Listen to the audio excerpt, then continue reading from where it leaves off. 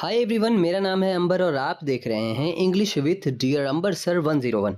मेरे दोस्तों, आज की इस वीडियो में हम आपको पार्ट्स ऑफ स्पीच के सेकंड पार्ट्स यानी कि प्रोनाउन के बारे में बताएंगे कि प्रोनाउन यानी कि सर्वनाम क्या होता है और कैसे हम इसको अंग्रेज़ी में पहचानेंगे, इसके कितने प्रकार होते हैं।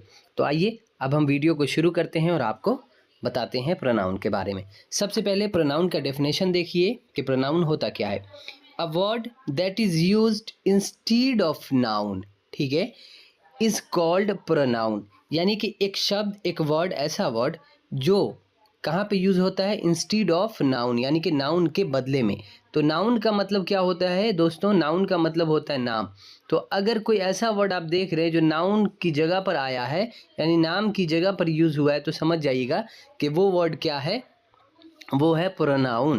क्लियर? तो इंस्टीड का मतलब होता है के बदले में, तो यहाँ पे इंस्टीड ऑफ नाउन का मतलब हो जाएगा नाउन के बदले में। ठीक, हिंदी में देखिए यहाँ पर जो शब्द नाउन यानी संज्ञा की जगह पर यूज होता है उसे प्रोनाउन कहते हैं, यानी कि सर्वनाम कहते हैं। ओके, अब यहाँ पर हम वाक्य के एग्जाम्पल को देखेंगे और समझेंगे कि कैसे सर्वनाम को हम पहचानेंगे। देखिए पहला वाला जो है वहाँ पे क्या लिखा हुआ है कि Ravi is an actor. Ravi कौन है? रवि एक एक्टर है और ही एक्ट्स वेरी वेल, और वह बहुत अच्छा एक्ट करता है, यानी कि अभिनय करता है। ठीक, तो अब आप ये बताइए कि इसमें एक्टर कौन है? तो रवि है। ठीक, तो रवि नाम है और वह अच्छा अभिनय करता है। तो यहाँ पे जो वह आया है वह किसके लिए आया है? कौन आदमी है जो अच्छा अभिनय करता है? तो वो है रवि, क्योंकि रवि एक एक्टर है और हम यहाँ पर भी रवि के बारे में ही बात कर रहे हैं। लेकिन फ़र्क क्या हुआ है कि यहाँ पे तो नाम आया है, लेकिन यहाँ पर क्या हुआ है, रवि का नाम हट के रवि की जगह पर ही आ गया है। तो ये जो ही आया है ना, किसकी जगह पे? इस नाउन की जगह पर। तो इसलिए ये ही क्या हो जाएगा? प्रोनाउन, क्योंकि प्रोनाउन वो वर्ड होता है जो नाउन की जगह पर आ जाता है, नाउन हट जाता है और वो वर्ड रहता है जो उसी नाउन के बारे में बात करता है। तो यहाँ पर ही जो है इस रवि की जगह पे आया है और रवि के बारे में ही बात कर रहा है। तो ही क्या है आपका? ही है आपका प्रोनाउन। क्लियर हो गया कि प्रोनाउन कैसे पहचानेंगे? आइए नेक्स्ट सेंटेंस पे भी एक बार ध्यान दे देते हैं। नेक्स्ट सेंटेंस हमारा क्या है दोस्तों? तो नेक्स्ट सेंटेंस है हमारा कि Sheela is a dancer. Sheela एक डांसर है, तो इसमें नाम आ गया है शीला का, तो ये नाउन हो गया। आगे इसी सेंटेंस को हम आगे बढ़ाए हैं, तो यहाँ पे हमने कहा है शी डांसेस नाइसली, और वह बहुत अच्छा नाचती है। तो भैया शीला डांसर है और नाच बहुत अच्छा, कौन नाचेगी यहाँ पर? तो शीला ही नाचेगी। तो यानी कि ये वाला सेंटेंस भी शीला के बारे में ही बात हुआ है। फ़र्क ये है कि पहला में शीला का नाम आया है और दूसरा में इसका नाम हटाकर इसकी जगह पर शी यूज़ किया गया है। तो शी जो वर्ड है वो शीला नाउन के लिए यूज़ हुआ है, इसलिए ये शी क्या हो जाएगा आपका हो जाएगा प्रोनाउन। वीडियो समझ में आ रहा है और अच्छा लग रहा है तो प्लीज़ वीडियो को लाइक ज़रूर कीजिएगा, और साथ ही साथ चैनल पर नए हैं तो हमारे चैनल को सब्सक्राइब भी कर लीजिए। तो अब यहाँ पे देखिए कुछ एग्जांपल देख लेते हैं। यहाँ पर हमने ऐसे आपको एग्जांपल दिखा देते हैं, जैसे कि यहाँ पर आप देखिए इसके अंदर आई है, यू है, ही है, शी है, दे है और वी है। ये सभी वर्ड क्या हैं? ये प्रोनाउन वर्ड हैं, ये नाउन की जगह पर यूज़ होते हैं, इन्हें हम पर्सनल प्रोनाउन कहते हैं। अब इसकी पहचान को अच्छे से समझने के लिए दोस्तों आपको इसे याद करना होगा। बिना याद किए आप इसे अच्छे से नहीं समझ सकते हैं। अभी आप समझ ले रहे हो, जब याद कर लोगे तो फिर आपको अच्छे से ये दिमाग में फिट हो जाएगा कि अच्छा प्रोनाउन हम इसे कहते हैं। क्लियर? इसके काइंड्स भी जानेंगे, इसके टाइप्स जो हैं उन पे भी बात करेंगे। तो अभी सबसे पहले हम जान लेते हैं कि प्रोनाउन वर्ड कौन कौन होता है। तो प्रोनाउन वर्ड यहाँ पे आपको मैंने एग्जांपल में बता दिया कि ये सभी वर्ड जो हैं ये क्या हैं, ये हैं आपके प्रोनाउन वर्ड। क्लियर? तो प्रोनाउन वर्ड समझ में आ गया। अब आइए आगे देखते हैं, कुछ और एग्जाम्पल और सेंटेंस में भी देखेंगे तो और अच्छे से समझ में आएगा। एग्जाम्पल में क्या लिखा हुआ है कि I, you, he, she, it, who, themselves, ये सभी वर्ड प्रोनाउन है, याद रखिएगा। लेकिन यहाँ पर क्या है कि ये टाइप्स के अकॉर्डिंग आप आगे पहचान लीजिएगा कि हु कौन सा प्रोनाउन होगा, देमसेल्फ कौन सा प्रोनाउन होगा। ठीक है, ये सभी अलग अलग टाइप के प्रोनाउन है, लेकिन ये सभी के सभी हैं क्या? तो प्रोनाउन है। क्लियर हो गया?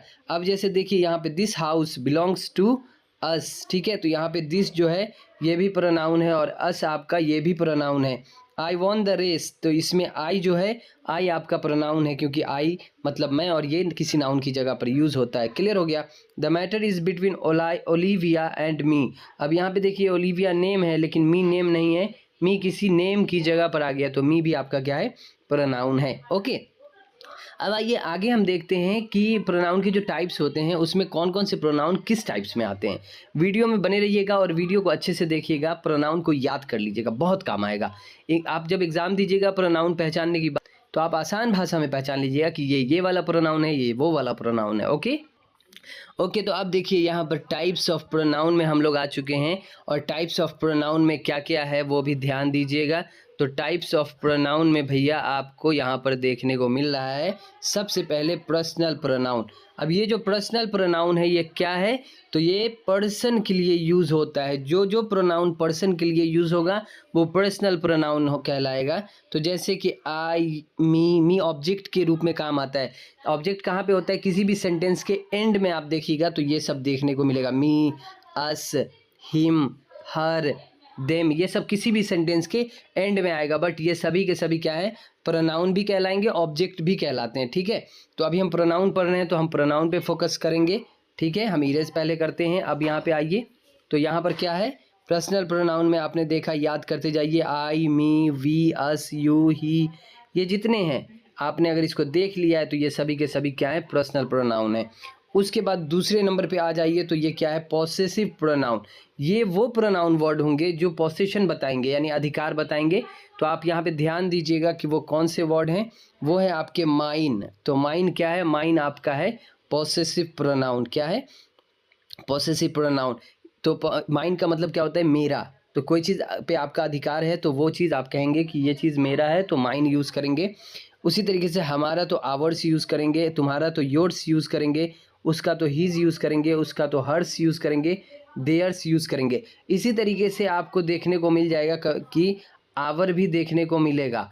ठीक है, योर भी देखने को मिलेगा। तो ये जो बिना एस वाला होता है वो होता है पॉसेसिव एडजेक्टिव, और इसी में अगर एस लगा रहेगा तो ये हो जाएगा पॉसेसिव प्रोनाउन। तो यहाँ पे देखिए सब में एस लगा हुआ है, तो इसलिए ये सभी क्या है, पॉसेसिव प्रोनाउन है। तो याद करते जाइएगा कि पॉसेसिव प्रोनाउन कैसे हम पहचानते हैं, और इसका काम होता है अधिकार बताना। यानी किसी चीज़ पे अगर आपका अधिकार है तो वो आपका पॉसेशन वाला प्रोनाउन हो जाएगा। ठीक है, अब उसके बाद देखिए क्या है हमारा, उसके बाद है डेमोन्स्ट्रेटिव प्रोनाउन, ये वाला। तो डेमोन्स्ट्रेटिव प्रोनाउन क्या होता है, जो पॉइंट आउट करता है, संकेत देता है कि यह एक बिल्ली है, वह एक कुत्ता है, ये सभी जो है सेब हैं, वे सभी लड़के हैं। तो जब आप ऐसे वाक्य बनाएंगे तो दिस, दैट और दीज दोज का यूज़ करेंगे। इसी दिस, दैट और दीज दोज को हम जो है जब ग्रामेटिकल देखेंगे तो डेमोन्स्ट्रेटिव प्रोनाउन कहलाते हैं। तो यहाँ पे दिस, दैट, दीज और दोज, ये सभी क्या हैं, आपके डेमोन्स्ट्रेटिव प्रोनाउन हैं, और ये आपके डेमोन्स्ट्रेटिव एडजेक्टिव भी होते हैं। तो ये प्रोनाउन कब होगा, जब आप इन सब ये जितने भी वर्ड आपको देखने को मिल रहे हैं, अगर आप ये देखिएगा कि इनके बाद वर्ब आया हुआ है, जैसे दिस इज़ अ पेन, एक वाक्य ऐसे भी बनता है, और इसी दिस से एक वाक्य ऐसे बनता है कि दिस पेन इज़ न्यू। अब आप थोड़ा सा फ़र्क समझिए, दिस के बाद यहाँ पे वर्ब आया है और दिस के बाद यहाँ पे नाउन आया है। तो जब इस दिस, दैट, दिस, दोस के तुरंत बाद नाउन आ जाएगा तो वहाँ पे ये डेमोन्स्ट्रेटिव एडजेक्टिव कहलाएगा।